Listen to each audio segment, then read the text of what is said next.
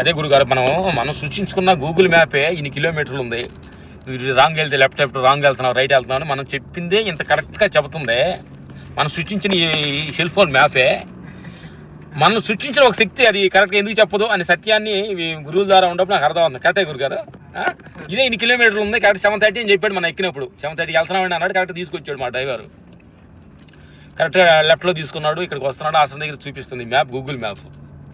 అదే భగవంతుడి మ్యాప్ను కానీ మనం కనెక్ట్ అయితే ఈ దేహం ఏంటి, ఇది ఎన్ని రోజులు ఉంటుంది, దీనికుండా నిజాలు ఏంటి, దీనికుండా స్థితిగతులు ఏంటి, లిమిట్స్ ఏంటి అనే సత్యాన్ని, ఆత్మస్థితి మన క్లారిటీకి ఇస్తుందని చెప్తున్నాడు గురుగారు. మనం కనెక్టింగ్ దేనికైతే అదే చూపిస్తుంది. ప్రపంచానికైతే తిండి కనెక్ట్ అయితే తిండి ఎక్కడ ఏ హోటల్ ఎక్కడ ఉంది, ఎక్కడ మంచి మంచి హోటల్ ఉన్నాయి అన్నీ గుర్తిస్తుంది. ఏదో నగల కాంట్రైన్ అనుకోండి, ఏ నగల షాపు మనకు కరెక్ట్గా చూపిస్తుందని చూపిస్తుంది. అట్లా దేనికి మనం కనెక్ట్ అయితే దాన్ని అద్భుతంగా చూపిస్తుంది అనమాట. అందుకని మనం కనెక్ట్ అయ్యే దాన్ని బట్టే ఉంటుంది అనమాట. మన ఆత్మస్థితికి కనెక్ట్ అయితే జగతంతా సత్యం అనే సత్యాన్ని గురుగారి ద్వారా మేము తెలుసుకున్నాం అనమాట. కనెక్టింగ్ అది చాలా ఇంపార్టెంట్. ఆ కనెక్టింగ్ ఎలా అవ్వాలి అనేది 7 రోజుల కోర్సులో గురుగారు చెబుతున్నారు. ఎందుకంటే అందరూ పుట్టంగానే మనం కనెక్ట్ అవ్వలేవు. ఎందుకంటే మన స్థితిగతులు, మన తల్లిదండ్రులు, మన ప్రాంతం వలన మనం కొన్ని ఫ్యామిలీ విషయాలు, సంసార బంధాలు, వీటిలో కొన్ని ఇరుక్కొని ఉన్నాం అనమాట, సంసార ప్రపంచ విషయాలు దేహంలో. అందుకని గురుగారు ఈ 7 days కోర్సు ద్వారా కొన్ని విషయాల్లో నుంచి మనం తెలుసుకోవాలి. డిఫరెంట్ అయి ఉండాలి. అందుకే కదా భౌతికాన్ని పట్టుకుంటుంది. నువ్వు రూపం లేకుండా మనిషిని ఊహించినా లేకుండా నేను ఫలానా అని చెప్పాలంటే నీ వెంటనే నీ ఆకారం గుర్తొస్తుంది. ఆకారం గుర్తొస్తుంది. ఫలానా అంటే నేను రామ్ లక్ష్మణ్ ఫైట్ మాస్టర్ని, స్టూడెంట్స్, నేను స్టూడియోలో చేస్తున్న పని, నా పని హైదరాబాద్, అసలు ఏ దేహం లేదు. మరి ఇప్పుడు మామూలు మనిషిని నేను మనిషి అని చెప్పడానికి మనం గుర్తు చేసుకోవాలంటే పని లేకుండా అంత స్ట్రాంగ్ గా ఫిక్స్ అయిపోయింది నేను మనిషిని పరిచయం చేసుకోవట్లేదు కదా, చేయట్లా అనిపించింది గురించి నాకు. మేము ఈ ధ్యాన స్థితిలో అంటే మన గురువుల ద్వారా వెళ్తున్న తర్వాత బాగా డీప్కి వెళ్ళాం కదా, అంటే అంత స్ట్రాంగ్ గా నువ్వు నమ్మినావు అనమాట. నేను మనిషిని ఇతరులకు ప్రూఫ్ చేసుకోవాల్సిన అవసరం లేదు. అట్లాగా నువ్వు ఆత్మ విషయంలో అంత స్ట్రాంగ్ గా ఉంటే నువ్వు అయిపోయింది, దుకాణం క్లోజ్. ఇప్పుడు ఇంకోటి అనిపించింది గురుగారు, ఇప్పుడు చిన్నప్పటి నుంచి కూడా ఇది నేను అనే మన సంబోధిస్తున్నాం కదా. నేనని, ఇది నాది అని, ఈ చెయ్యి నాది, కాలు నాదని, ఈ పిల్ల నాది, నా భార్య నాది, నా తమ్ముడు నాది అనే ఒక భావన, నేనని ఒక భావన సంబోధిస్తూ లోపల ఉండే ఆరు నుంచి మొత్తానికి ఇది నేనే, ఇది నాదే అన్నట్టు ఒక, అంటే ఆ లోపల ఉండ సెల్స్ కి మనకు బాగా ఇది చేసి గుర్తు చేసేసాం. కానీ చెయ్యి పడిపోయింది, కట్ అయిపోయింది, కింద పడిపోయిన తర్వాత మళ్ళీ నా చెయ్యి అన్నాడు, పట్టించుకోడు. కట్ అయిపోతే ఇంకా నాదంటాడా, తీసుకోవద్దు. అంతకుముందు నా చెయ్యి అని అభిమానపడి ఇప్పుడు లేదా చెయ్యి లేదు, జోబులు పెట్టుకొని ప్యాకెట్లు తీసుకురా, ఇంటికి తీసుకురాడు. తర్వాత మనం ఇలాగే తీసుకుంటుంటే మేము కొద్దిగా ముసలి దగ్గరికి వెళ్ళినప్పుడు పోయి సరిస్తుంటాం గురించి.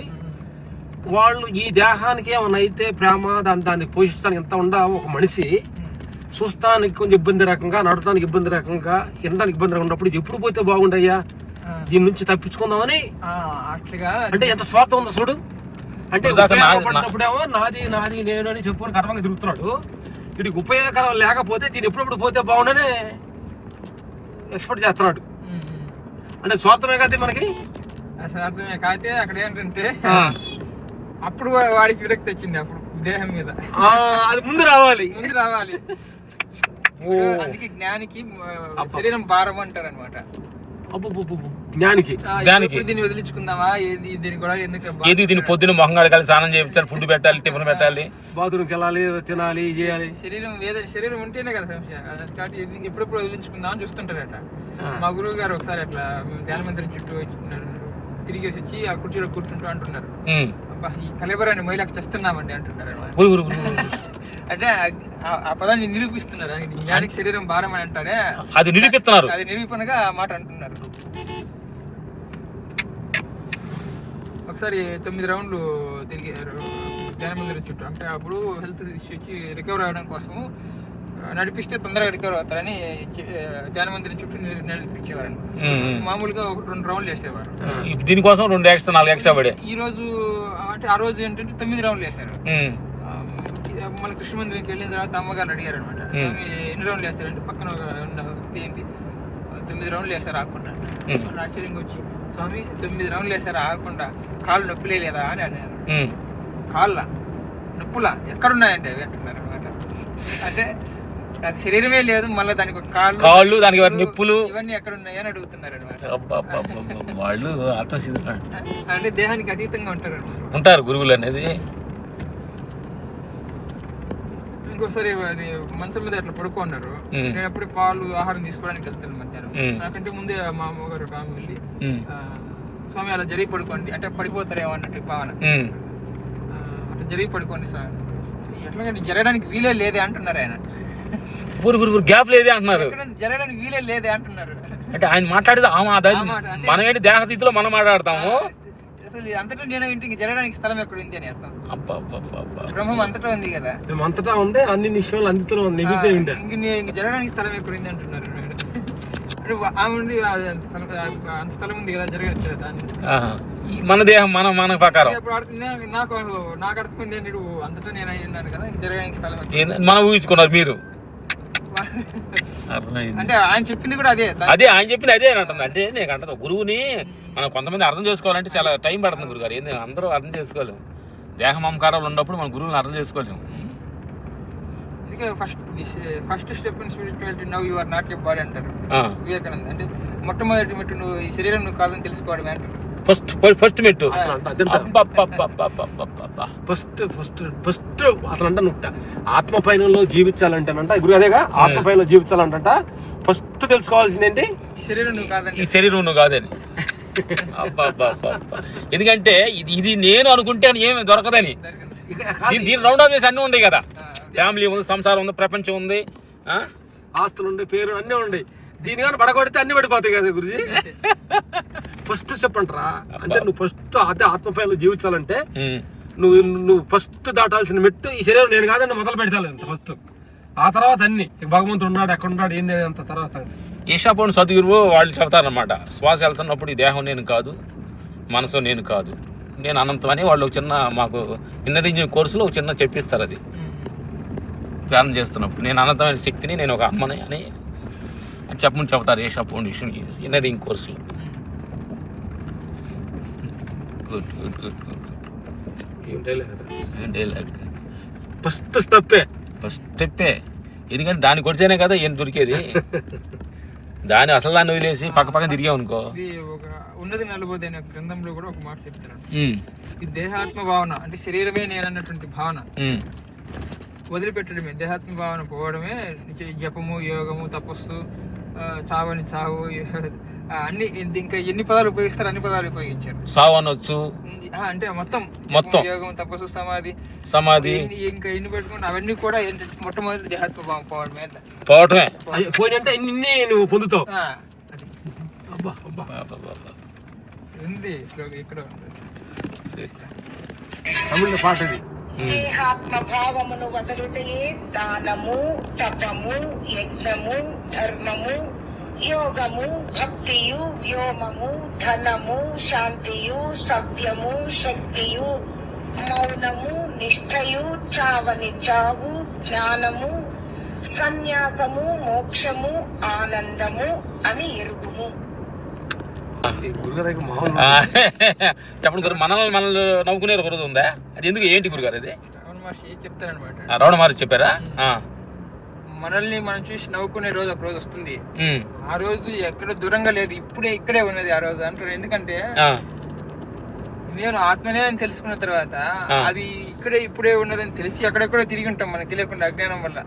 అది ఇక్కడే ఉంది, అరే అనవసరంగా ఎక్కడెక్కడో తిరిగామని మనకి మనమే తిరిగి ఆ నవ్వుకునే రోజు ఎక్కడ దూరంగా లేదు, ఇక్కడే ఉంది, నీ దగ్గరే ఉంది, ఎప్పుడు తెలుసుకుంటే అప్పుడు నవ్వుకో. అంతే, ఆ నవ్వుకునే రోజు ఇక్కడే ఉంది ప్రజెంట్ లోనే. చూడండి నా ప్రేక్షక దేవుళ్ళారా, ఈ రోజైనా సత్యాన్ని తెలుసుకోండి. ఓహో ఇంత దూరం లేకుండా నా లోపల ఇక్కడే ఉందా, ఎంతటా నిన్ను ఉందని సత్యాన్ని తెలుసుకునే రోజు నీ దేహం పట్ల నవ్వు వచ్చింది. చెప్తారనమాట, మా అమ్మగారు రోజు మా గురుగారి దగ్గరికి వెళ్ళి స్వామి ఇక్కడ నుంచి ఋషికేశ్ నుంచి ఎవరో స్వామి వచ్చారట కదా, ఆ స్వామి ఎక్కడ కలవాలి అని అడిగారట. ఏం మా స్వామిని నేనే చెప్పు అన్నారట. అరే మీరేనా ఆ స్వామి? నేను రోజు ఇదే దారిలో ఉద్యోగానికి పోతున్నాను వస్తున్నాను, రోజు చూస్తున్నాను మిమ్మల్ని, మీరే ఆ స్వామిని తెలియలేదు అట్లుగా. మనం దేని గురించి అయితే వెతుకుతున్నామో అది ఇక్కడే ఉన్నప్పటికీ అజ్ఞానం వల్ల వదిలేసి ఆఖరికి ఇక్కడికే వస్తారు. అట్లుగా మనం ఒక మంచి సత్కార్యాన్ని మొదలుపెట్టి, అంటే ఆత్మని తెలుసుకోవాలన్నటువంటి కార్యాన్ని మొదలుపెట్టి మధ్యలో దాన్ని వదిలిపెట్టి తల్లి ధర్మం ఆ ధర్మం ఈ ధర్మం అని పట్టుకొని పోతూ ఉంటారు. వీటన్నిటికంటే నిన్ను నువ్వు తెలుసుకోవడం అసలైనటువంటి ధర్మము అని చెప్తారు అనమాట. కరెక్ట్ చూసుకున్నా అంటే సూపర్. అంటే ఇప్పుడు మన దేహం, మన జన్మనిచ్చిన తల్లిదండ్రుల ధర్మం, అన్నదమ్ముల ధర్మం, సంసార ప్రపంచ ధర్మం అనేది వీటిని పట్టుకొని తిరుగుతున్నాము. వీటన్నిటికంటే నిన్ను అసలు నేనేమిటని తెలుసుకుంటే అదే ఆ ధర్మాన్ని, ఆ ధర్మంలో అన్ని వచ్చేస్తాయి, అన్ని వస్తాయి, రౌండ్ అప్ చేస్తాయి. అందరూ దోహింపబడతారు అనమాట. అంటే ముందు ఏది తెలుసుకోవాలో తెలుసుకోకుండా ముందు తెలుసుకొని ముందు వెనక తెలుసుకోవాల్సి వస్తుంది. అంటే రివర్స్ లో బొమ్మ చూసాం కదా కాబట్టి ఈ రోడ్లని ఇప్పుడు వెళ్ళింది ఇది. మనం అప్పుడు వేరే పిరమిడ్ ఓపెనింగ్కి వెళ్ళి వచ్చాం చూడండి, ఈ రోడ్ ఇది. Super super super. పిచ్చివాడు అంటే నిజమేనయ్యా, నేను పిచ్చివాడిని. అసలు ఈ ప్రపంచంలో పెద్ద పిచ్చాసుపత్రి. అందులో ఒకరికి డబ్బు పిచ్చింది, ఇంకొకరికి కామ పిచ్చింది, ఒకటి తిండి పిచ్చింది, ఒకటి పదవి పిచ్చింది, రకరకాల పిచ్చి ఉంది. ఈ అన్ని పిచ్చుల కంటే నా పిచ్చే ఉత్తమమైందని నేను భావిస్తున్నాను అన్నాడట ఆయన. ఇది పిచ్చే కానీ ఉత్తమైంది, వీటన్నిటికంటే ఉత్తమమైన పిచ్చి నాది. అట్లాగా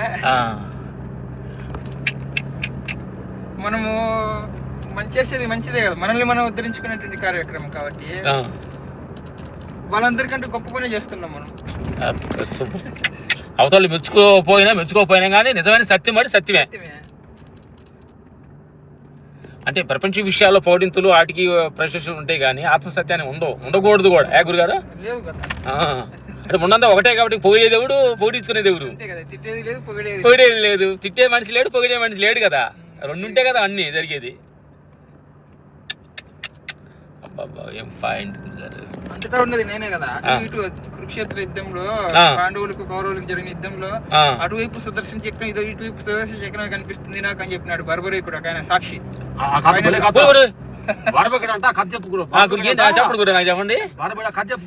నేను నాకు చెప్పాడు ఫస్ట్ బర్బరీకుడు అని భీముడి మనమడు. ఆయన పోయి అడిగాడట అమ్మని కాదు, ఎవరు గురువు అడిగారు, నాన్నమ్మ అవుతుందేమో. అడిగితే తొందరగా మోక్షం పొందాలంటే ఏం చేయాలని అడిగినాడట. అయితే నువ్వు తొందరగా మోక్షం పొందాలంటే కృష్ణుడి చేతిలో చావాలి అని చెప్పాడు. అవును సరే అయితే నేను ఆయన కొన్ని శక్తులు సంపాదించి కృష్ణుడితో పోయి ఏమంటే ఆయన ఊరికి ఊరికి ఆయుధం బట్టి శక్తులు సంపాదించాలి.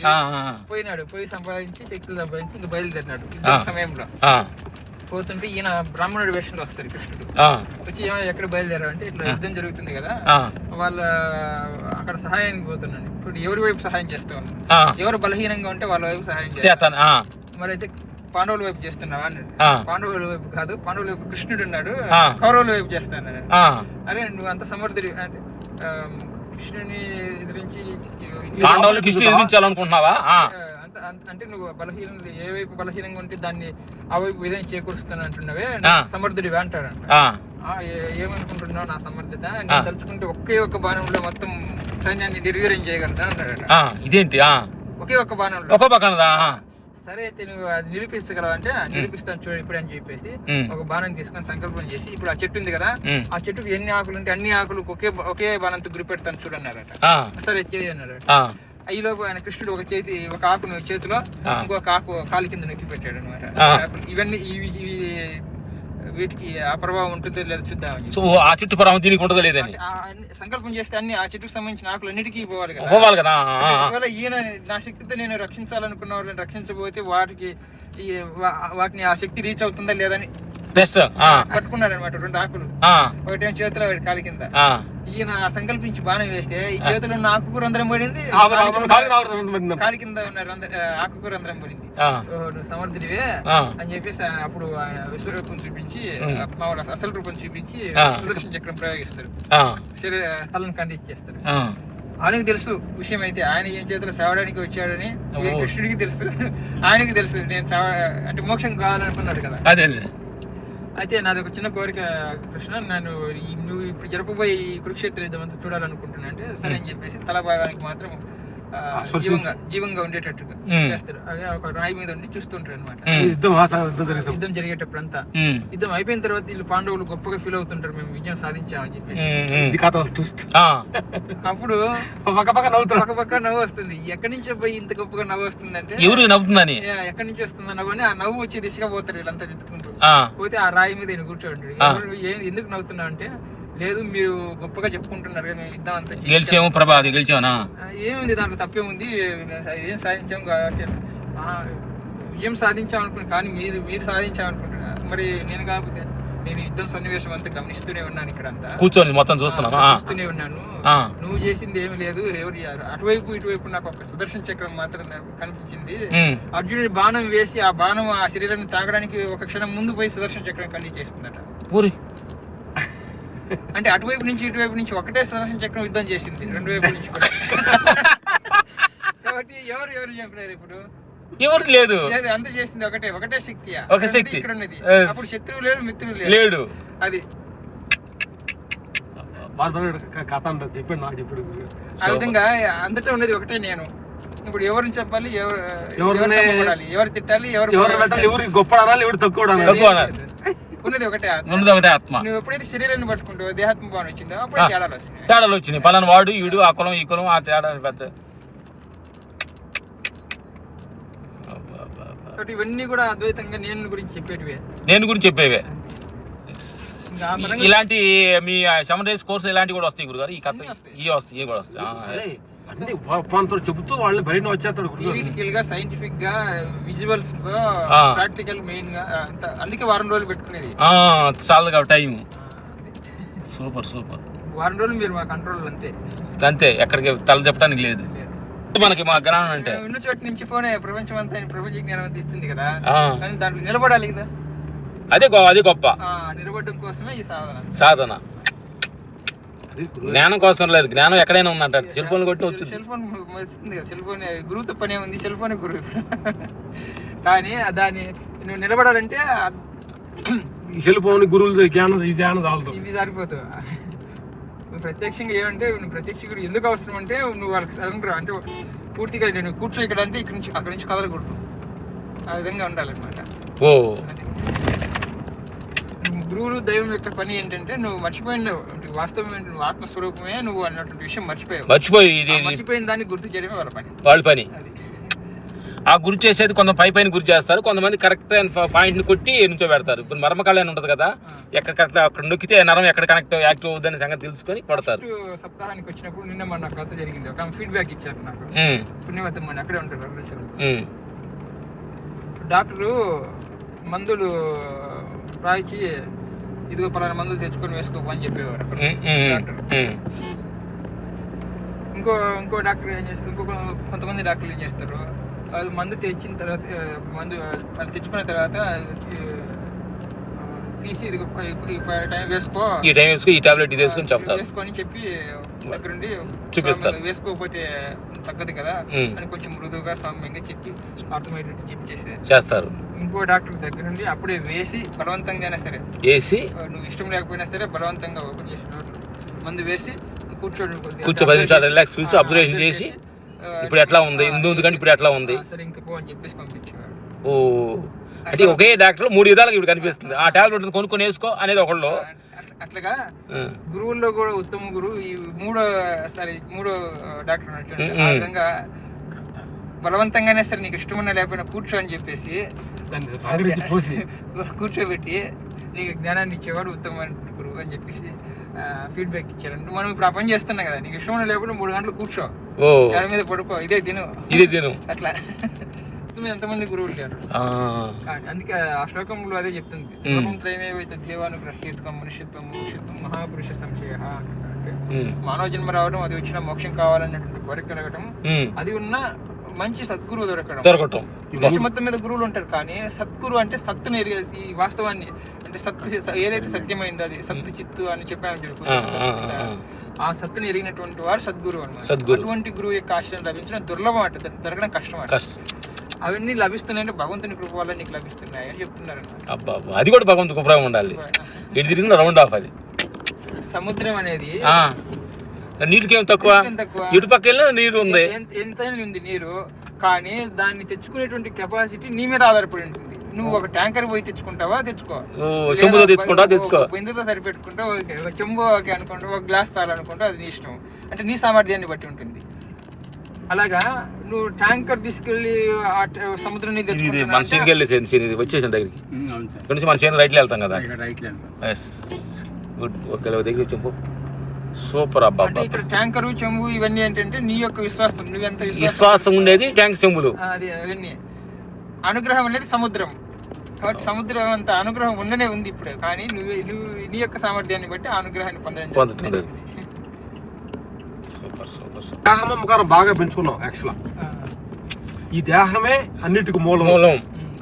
ఇదంటే డబ్బు సంపాదించవచ్చు, ఇదంటే కీర్తి ఉంది, దీంట్లో నేను బాగా తినవచ్చు, దీని ద్వారా సుఖాలు పొందొచ్చు అనే ఒక అపోలం బాగా బలంగా నాటుకుంది.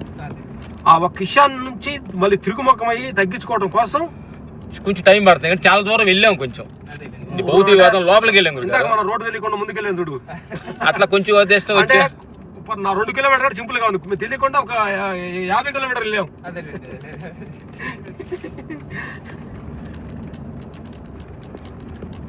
డబ్బులు సంపాదించి అంతే ఎందుకు వచ్చి ఇది ఎంత ఏదో హాయిగా వాళ్ళ దగ్గరికి వెళ్ళి హాయిగా ఉందాము అని వీళ్ళు పోయి ఇది డబ్బు కావాలంటే వాళ్ళకి ఇచ్చేసి హాయిగా ప్రశాంతంగా ఉందామని వీళ్ళు అనుకుంటారు. అంటే చూడండి ఏదైతే అనుభవిస్తున్నా దాని తృప్తి లేకుండా అది వదిలిపెట్టి ఇంకో దాని కోసం వస్తారు. వదిలిపెట్టి ఆనందంగా ఉన్నాడు ఆయన దగ్గరికి వెళ్తారు.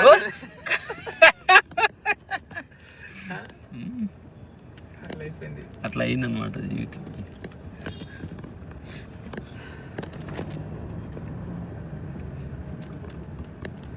మా గురువు గారు మేము ఒకసారి సరస్వతి ఫస్ట్ ఆరాధనకి పిలిచారు. మామూలుగా 1 గంట ముందు పోతుంది ఎక్కడైనా పోయాం. ఆ రోజు నేను మా గురుగారే పోయాం కార్లో. పోయిన తర్వాత కొంచెం ముందే వెళ్ళాము. కార్యక్రమం ఇంకా మొదలు కాలే, అటు ఇటు చూసాం. సరే అని కొద్దిసేపు మొత్తానికి లాస్ట్లో వచ్చారు వాళ్ళు, పిలిచారు అనమాట. ఇంకా చూసారు, పలకరించి అయిపోయిన తర్వాత స్వామి మీరు స్టేజ్ మీదకి పోయి కూర్చున్నాం. అక్కడ లాస్ట్లో కూర్చున్నాము. వాళ్ళు వచ్చి స్వామి పైకి రావాలి మాట్లాడాల్సి ఉంటుంది అన్నారు. దాంతో సరే మనం పోదాము అని చెప్పేసి చెప్పకుండా పారిపోయి వచ్చినాం వాళ్ళకి. ఎందుకని అట్లా ఏం జరిగింది? గురుగారు ఏమన్నారు దాని గురించి? ఏమన్నా అంటే స్టేజ్ మీదకి వెళ్ళి చెప్పడం ఇదంతా అంటే మామూలుగా పోవం అనమాట. ఇక్కడ ఉపన్యాసాలు పోరు. మామూలుగా ఉపన్యాసాలు గంట ఉపన్యాసాలు, దండాలు ఇదంతా ఎంకరేజ్మెంట్ ఉండదు గురుగారి దగ్గర. సన్మానాలు, చాలువులు ఇదంతా ఉండదు, ఎక్కడికి పోరు. అట్లా ఆయన స్టేజ్ మీదకి రావాలి మీరు మాట్లాడాలన్నారు కదా, అది ఇష్టం లేకపోతే పదయ్య మనం పోదాం అని చెప్పి వెళ్ళిపోదాం పోయి. కానీ అసలు మనసు ఒప్పుకోలే. అంటే మామూలు ఒకవేళ ఉంటే ఉండేవాడు కొద్దిసేపు వెనకల్లా. స్టేజ్ మీదకి రావాలన్నారు కదా, అన్నారు కదా కూర్చోడానికి. అంటే గుర్తించకుండా ఉంటే కూర్చునేవాళ్ళే. స్టేజ్ మీదకి రమ్మనుకుంటే రావాలి మీరు మాట్లాడాలన్నారు కదా.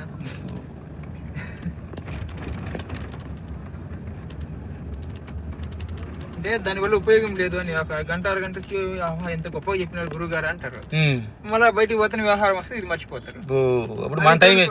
ఇక్కడ అనుకోండి 1 వారం రోజులు నా కంట్రోల్ ఉంటాయి కదా, ఫుల్ నా ఫోకస్ నా మీద ఉంటుంది, నేను నీ మీద పెడతాను. అప్పుడు నువ్వు ఏమైనా బుద్ధి లేదా ఇది కూర్చోవాలి కంట్రోల్లో ఉంటావు, అప్పుడు నీకు మైండ్ ఎక్కుతుంది. ఆ వారంలో కూడా నువ్వు నేర్చుకునేది ఇంతే గోరంతే. తర్వాత నువ్వు ఏం చేయాలి, దాని జీవితంలో నువ్వు ఆచరణలో పెడితే అది నీకు ఉపయోగపడుతుంది. ఇప్పుడు మనం చేసేంత పరిచయం 3 గంటల కోర్సులే, మళ్ళీ 6 గంటలు ఉంది. అట్ ఏ టైం 6 గంటలు. ఇప్పుడు మార్నింగ్ 3 గంటల గురుగారు మీరు కూర్చున్నది, మార్నింగ్ 3 to 6 కోర్సులో కూడా మళ్ళీ 3 సెషన్లు 3 to 6 ఒకటి, 9 to 12 ఒకటి, మళ్ళీ ఆఫ్టర్నూన్ 3 to 6 ఒకటి. ఇప్పుడు కూర్చున్నా 3 అవర్స్. మార్నింగ్ 3 to వారం రోజులు మొత్తం 9 గంటలు కూర్చుంటావు. 9 గంటలు 2 గంటలు ఇది మొత్తం 11 గంటలు నువ్వు సిట్టింగే 24 గంటల్లో. సూపర్, ఉంటుంది మన కోర్సు. మంచి కఠినమైన. స్టార్టింగ్ లో ఏం చెప్తున్నాడు ఉత్త ఓంకారమే అన్నట్టుగా ఉంటుంది. ఓంకారం ఏం చెప్తున్నాడు అన్నట్టుగా ఉంటుంది. మళ్ళీ 1-2 రోజులు అసలు కూర్చోడానికి సహకరించిన వాళ్ళు అంత మారి 3 రోజులకు మారిపోద్ది మొత్తం. మళ్ళీ మహాల్లో మారిపోతాయి. అప్పుడే అయిపోయింది అంట లాస్ట్ రోజు. అంటే ఆత్మలోకి వెళ్తారు లోపలికి. ఇప్పుడు పాస్ కేసు లెగుతారు గురుగారు అట్లా అట్లా పాస్ కేసు లెగుతారా? పాస్ కేసు లెగుతారా 3 hours లో అట్లా ఆడుకోలేదు ఆడుకోవచ్చు మళ్ళీ. ఎందుకంటే కొత్త సాధకులు కదా గురుగారు లేకుండా. మధ్యలో అంటే ఆ 3 hours లో కూడా మధ్యలో శవాసనం వేయించి అక్కడ కూడా ఏం చేయాలంటే అస్థిపంజరం ధ్యానం చేయమంటారు. శరీరం అస్థిపంజరాన్ని గమనించు, ఎముకల్ని కండరాలని. ఎందుకంటే అవి జడం కదా, చైతన్యం లేదు. చైతన్యం లేని దానికి చైతన్యం వస్తుంది కదా. కాబట్టి ఈ జడమైన శరీరం నేను కాదు, ఈ జడమైన శరీరానికి ఇచ్చేటువంటి చైతన్యమే నేనని భావన చేయమంటాం అక్కడ. ముందు అది చూస్తే కదా. స్వామి వివేకానంద కూడా చెప్తారు, తల నుంచి పాదాల వరకు అంతా తాకి చూడమంటే శరీరాన్ని. ఇది జడము. కాబట్టి ఈ జడమైనటువంటి అస్థిపంజరం నేను కాదు. అది కూర్చోలేదు, నడవలేదు, ఏ పని చేయలేదు. దాన్ని చేస్తుందంటే దానికి ఏదో ఒక చైతన్య శక్తి కావాలి. కాబట్టి ఆ చైతన్యమే నేను. ఈ జడమైన అస్థిపంజరం నేను కాదు. దేహాత్మ భావాన్ని వదిలిపెట్టండి, చైతన్యాత్మ భావాన్ని దృఢం చేసుకుని అని చెప్తాను. అక్కడ కూడా అక్కడ కొంచెం రిలాక్స్ అవుతారు. అది ఇప్పుడు మార్నింగ్ ముడుకు పెడతారా? 3 hours లో 2 times 5 minutes అంతే. కొంచెం రిలీఫ్. అక్కడ కూడా మళ్ళా రిలీఫ్ శవాసనాన్ని భావన రాకుండా దేహాత్మ భావన పోగొట్టుకోవడం చేయమంటాం. అది కూడా కోర్స్ లాగే ఒకవేళ అది నాకు అక్కర్లేదు, నేను 3 గంటలు నాకు రిలాక్స్ కూడా అక్కర్లేదు, కూర్చోమంటే కూర్చొని కూడా అస్థిపంజర ధ్యానం చేయొచ్చు. ఆ 3 గంటలు కూర్చోకుండా నేను ఆ పని చేశాను. అందుకని మా గురువు గారు ఏమైనా నువ్వు ఇప్పుడే 3 గంటలు కూర్చుంటున్నావు అంటే సులభంగా 6 గంటలు కూర్చోగలరా అంటే నేను ఆ శవాసనం కూడా ఇక్కడ కూర్చున్నాను కదా 3 గంటలు స్టార్టింగ్ లోనే కావాలన్నట్టుగా వచ్చినారండి. నేను ఏం మాట్లాడి మరి ఇక్కడ దొరకదే అన్న అంతే. ఇక్కడ దొరకదే అన్నావు అంతే.